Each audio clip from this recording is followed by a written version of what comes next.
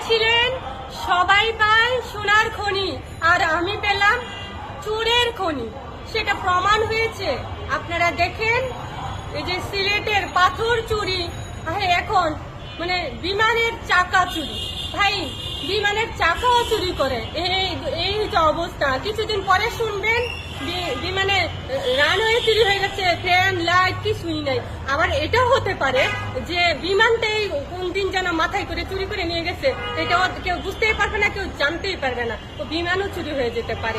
এই হইলো বাংলাদেশ। ভাই, আমরা আছি কোন দেশে? ভাই হাস্যকর, ভাই হাস্যকর। এই দেশে যে এটা কি চুরের দেশ। কারণ কি জানেন? কারণ হিসেবে বলতে চাই, এই যে চাঁদাবাজ টুকাই আর হলো রাজাকার টাকা। আর এই দেশটা চুরের দেশ হবে না কেন? এই যে মানে লোকগুলা যা আছে, যারা কিনা চাকরি খুঁজতেছে নিচে থেকে, সরকার দাবি করছে, যারা কিনা মানে স্বাধীনতা হতে দেয় না, বাংলাদেশে মানে বিরোধিতা করছে, তারা এখন আছে।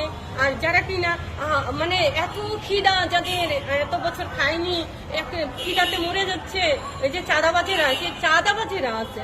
তো এখন আর এই যে কিনা সুদ ছাড়া কিছুই বোঝে না, তাহলে সেই দেশে ভাই আমরা আছি। সে দেশে চাকা চুরি হবে না তো কি চুরি হবে? কিছুদিন পরে আরো দেখতে পাবেন যে লোকের ঘুমায় আছে রাতে, মানে বউ কোন সময় জানি চুরি করে নিয়ে গেছে, মানে সেইটাও হবে।